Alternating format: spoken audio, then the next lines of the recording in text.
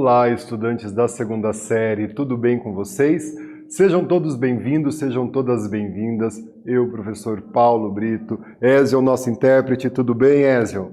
Nós vamos conversar com vocês sobre a Guerra do Paraguai, esse conflito que ocorreu no Segundo Reinado, ali na década de 60 do século XIX, e é considerada aí um dos maiores conflitos que a América viveu. Sem dúvida alguma, é um dos maiores conflitos da América do Sul. Ou melhor, é o maior conflito da América do Sul e um dos maiores conflitos já vividos no continente americano, né? Então a gente vai entender o que motivou esse conflito, as fases, né? A disputa que havia nesse conflito, quais países entraram nesse conflito.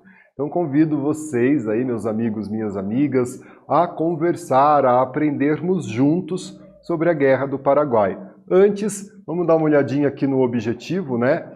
Compreender a Guerra do Paraguai e seus efeitos para o povo sul-americano, né? Principalmente os países que estão no Cone Sul, né? Brasil, Argentina, Paraguai e Uruguai. Já dando um spoiler aí para você, que são os países que vão estar envolvidos na Guerra do Paraguai. Aqui essa representação, né, da Batalha de Curuçu, 1866, né? E também essa Guerra do Paraguai foi um conflito sangrento, né? Nós temos aí consequências, né, de milhares de mortos, infelizmente, nessa Guerra do Paraguai. Olha só, gente, na época colonial, quando a América era uma colônia, nos domínios espanhóis existia o Vice-Reino do Prata. Então, a administração colonial espanhola, ela era um pouco diferente da administração colonial portuguesa.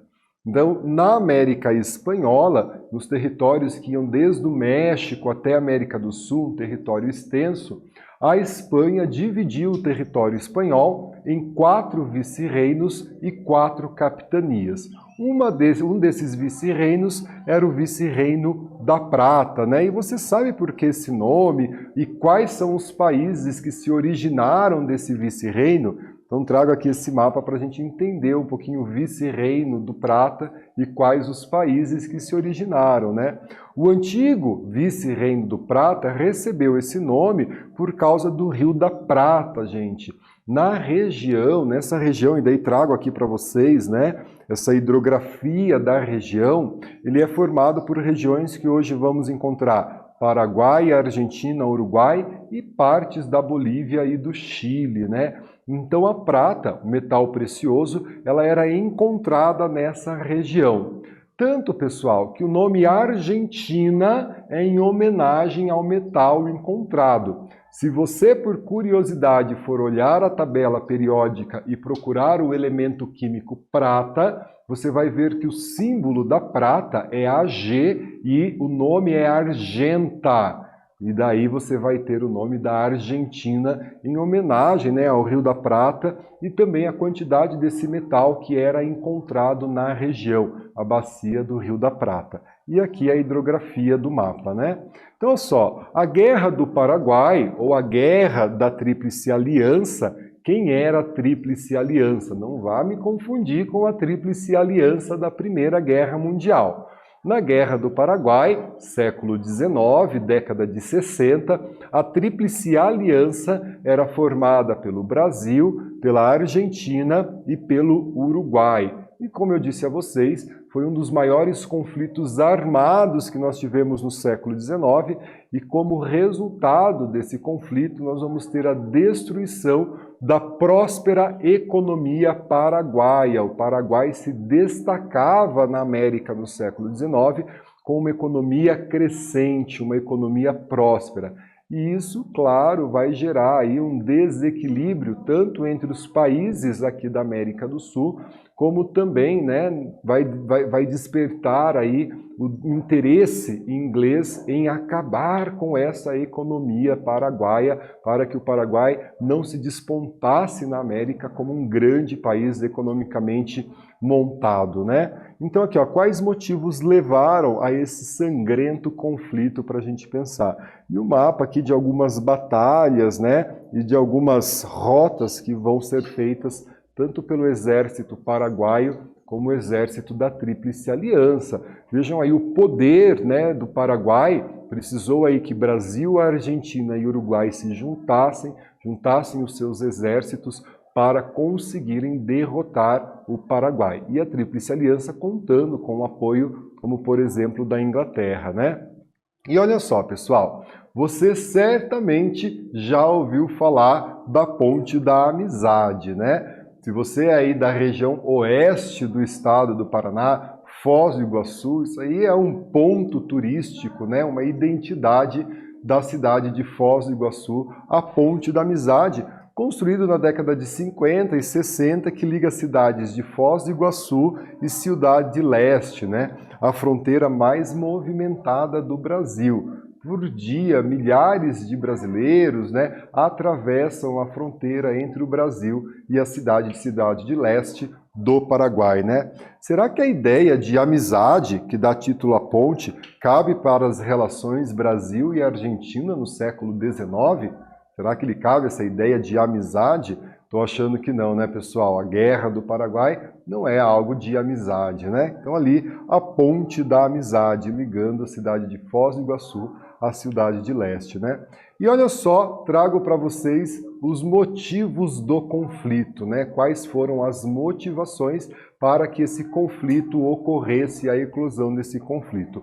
O controle, né, dos rios Paraná, Paraguai, Uruguai e da Prata, porque era uma importante via de escoamento da produção agrícola, da produção industrial, né? Então a gente tem aí os rios Paraguai, né? Outros rios aqui da região, então esse controle da navegabilidade. Questões geopolíticas, né? Espaço é poder. Quanto maior o teu espaço político, econômico, social, maior vai ser o seu poder. Então havia disputa pelo controle da navegabilidade desses importantes rios utilizados para o escoamento da produção.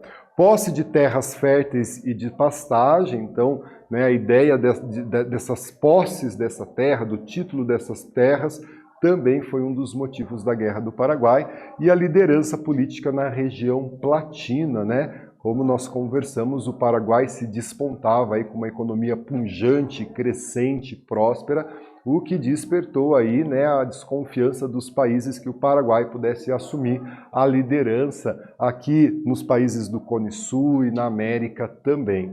Então, olha só, conflito de interesses. O Brasil ele queria a livre navegação da Bacia Platina, por fim aos conflitos por terra e gado e fronteiras com o Paraguai.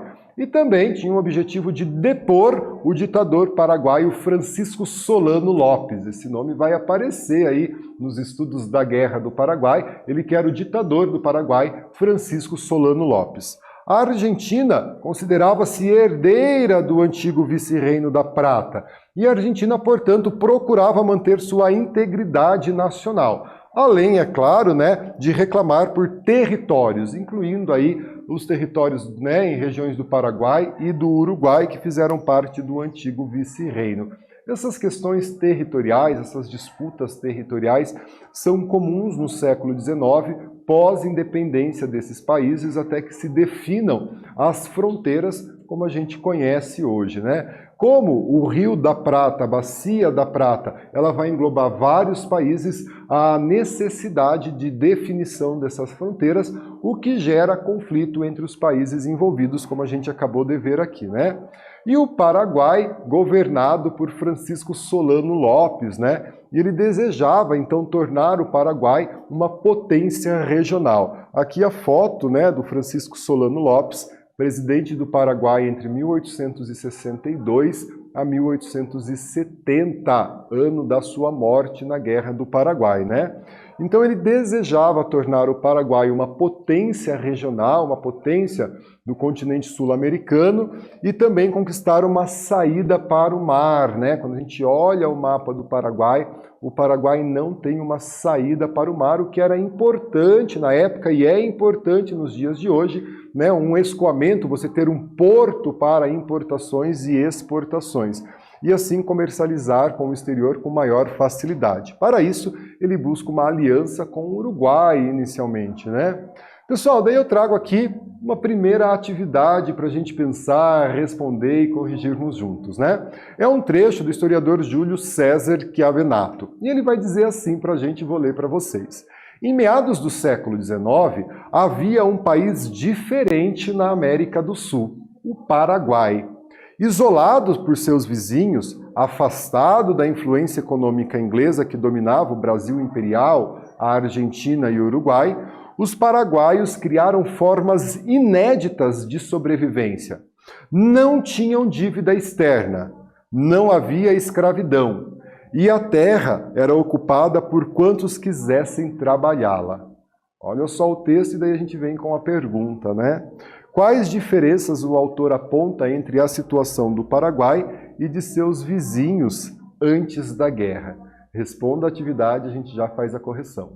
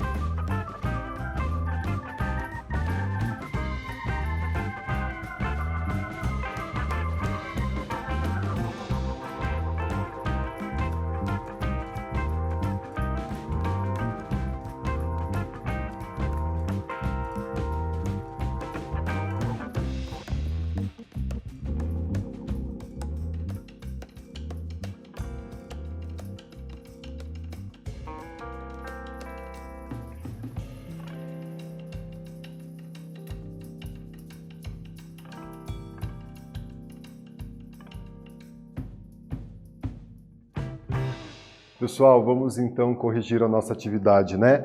Quais diferenças, né, o autor aponta entre a situação do Paraguai e dos seus países vizinhos antes da guerra, né? Trago aqui para vocês, ó, o Paraguai, diferente dos seus vizinhos, apesar de não possuir uma saída para o mar e assim escoar a sua produção, possui uma economia próspera, né? Sem dívida externa, escravidão ou domínio de terras por grandes propriedades e também livre da influência inglesa. E isso despertou aí, né, a desconfiança, a ira dos seus vizinhos, né? Então aqui o estopim do conflito. Olha só, pessoal, o plano do Solano Lopes de se aliar ao Uruguai não deu certo, né? E não deu certo porque o presidente uruguaio, Anastácio Aguirre, foi derrotado pelo exército brasileiro que invadiu seu país em 1864.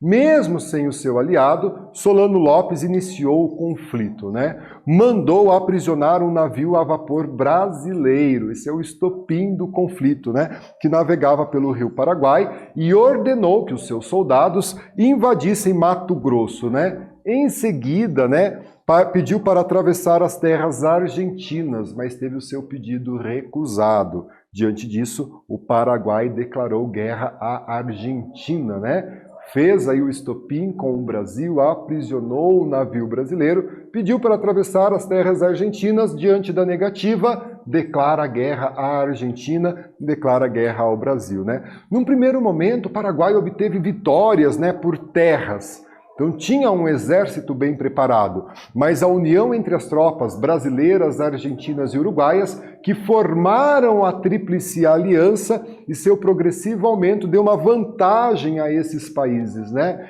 Então vejam, pessoal, o poder bélico, o poder econômico do Paraguai, né? Embora seja um país territorialmente pequeno, se comparado ao Brasil, à Argentina, ele vai declarar guerra ao Brasil, declara guerra à Argentina, e Brasil e Argentina, junto ao Uruguai, formam a Tríplice Aliança contra o Paraguai, né? Trago aqui para vocês a Batalha Naval de Riachuelo, né? Essa foto da Batalha Naval de Riachuelo, considerada uma das mais importantes para o conflito, né? Essa batalha e para a definição do conflito da Guerra do Paraguai. E aqui os voluntários da pátria, né? O Brasil não tinha um efetivo de exército formado a ponto de enviar um grande contingente para a época, né? Para a guerra. Diante disso, os brasileiros passaram a ser recrutados da força, né? Inicialmente chamados de voluntários da pátria, né?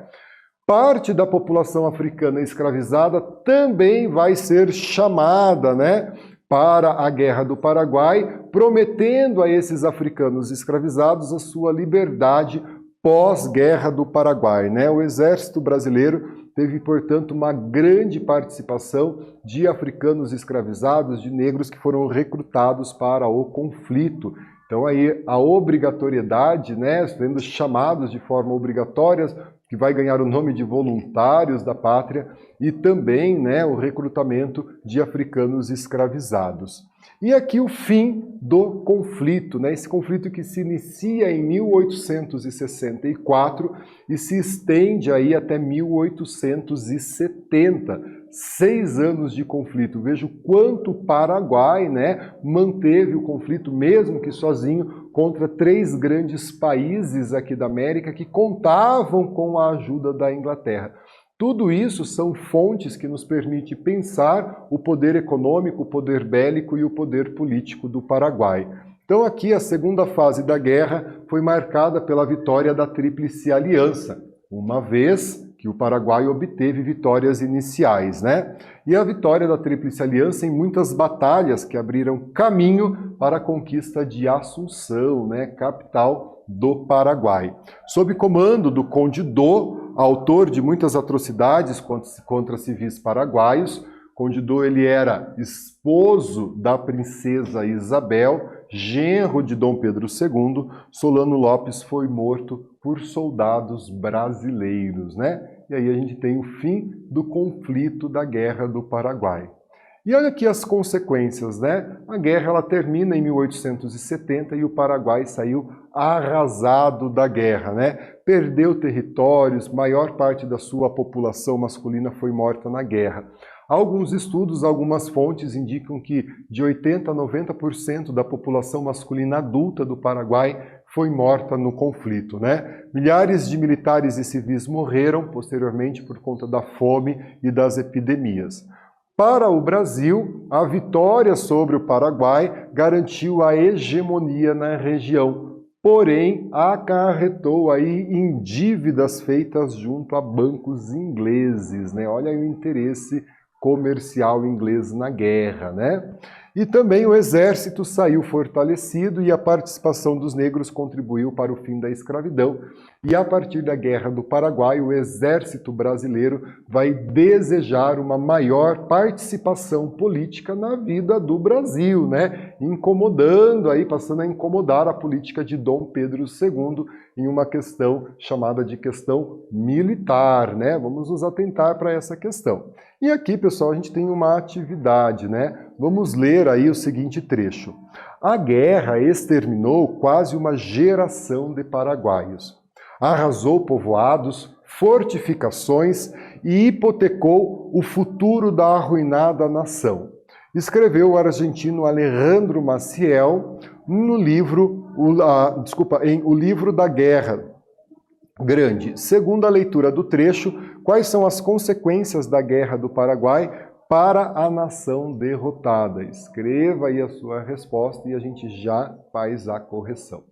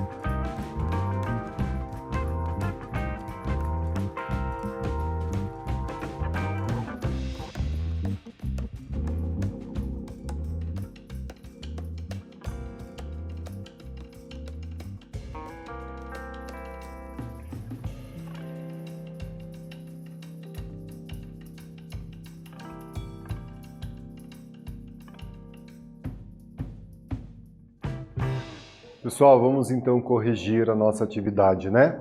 A pergunta ali, né? Segundo a leitura do trecho, quais as consequências da Guerra do Paraguai para a nação derrotada, para o Paraguai, né? Então, olha só, a guerra impôs grandes prejuízos demográficos, econômicos e políticos ao Paraguai. A maior parte da sua população masculina morreu no conflito.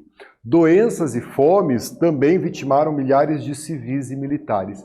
E a economia paraguaia, tão próspera até o início do conflito, foi arruinada e o país perdeu territórios, né? Então, para a gente pensar um pouquinho sobre isso, e aqui a nossa retomada, né?